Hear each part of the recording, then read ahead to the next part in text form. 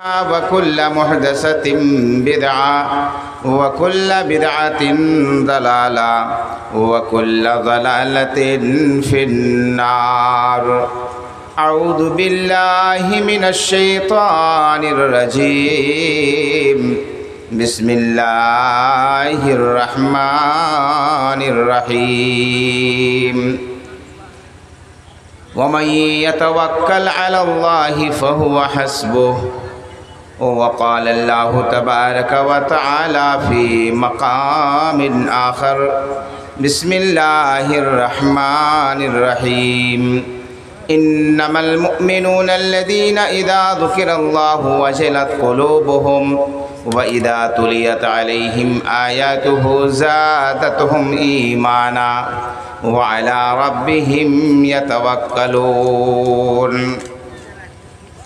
آج کے اس دینی ملی روحانی محفل کے آئے تم اس کو کاٹ ڈالو، لیکن ابراہیم علیہ السلام چھری چلائے گا ضرور، لیکن تو کاٹے گی نہیں، گردن کٹے گی نہیں۔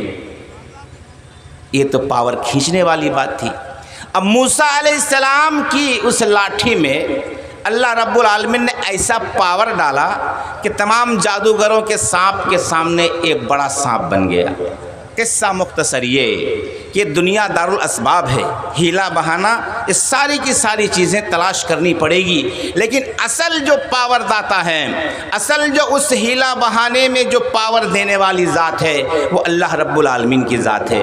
اور اللہ رب العالمین پر بھروسہ کرنا یہ مومن کی ایک پہچان بھی ہے۔ ایک لڑکے کو صبح کو امتحان دینا ہے، پریکشا میں بیٹھنا ہے، اب وہ اللہ رب العالمین پر بھروسہ کر کے امتحان میں بیٹھ گیا ہے، کوئی تیاری نہیں، پہلے سے کوئی کسی بھی طرح کی کوئی پڑھائی نہیں، وہ امتحان میں کامیاب نہیں ہو سکتا ہے۔ امتحان میں کامیاب ہونے کے لیے انہیں تیاری کرنی پڑے گی، تو پھر یہاں پر اللہ پر بھروسہ کہاں پر آیا؟ بھروسہ یہاں رکھنا ہے۔ تیاری کر لی، امتحان میں بیٹھنے گیا، دعا کرے، اللہ پر یہ اعتماد رکھے کہ جو میں نے پڑھا ہے، جو میں نے حفظ کیا ہے، اللہ میں اس کو صحیح سلامت لکھ سکوں۔ اللہ پر توکل اور بھروسہ کا یہی مطلب ہے میرے بھائیوں۔ تو مومن کی پہچان بتلائی گئی ہے اللہ رب العالمین پر بھروسہ کرنا۔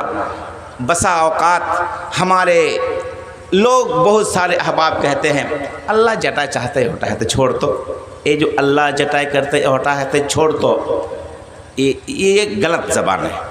بلکہ جو بھی آپ کے ہاتھ میں اسباب ہیں، جو بھی آپ کے اندر کرنے کی طاقت و صلاحیت ہے، وہ تمام کے تمام چیزیں آپ کر ڈالیے، اور نتیجہ کا انتظار اللہ رب العالمین کی ذات پر رکھیے۔ نتیجہ کا انتظار اللہ رب العالمین پہ کیجئے کہ ہمیں جو کچھ کرنا تھا رب العالمین، جتنی طاقت و توانائی تھی، جتنے اسباب ہمیں اپنانے تھے، وہ تمام کے تمام اسباب ہم نے اپنا لیے۔ اللہ کامیاب کرنا تیرے ہاتھ میں ہے، کامیاب کرنا تیری ذات کے اوپر ہے۔ تو میرے بھائیوں، برادران اسلام، یہ چند مختصر باتیں آپ کے سامنے میں نے رکھی ہیں۔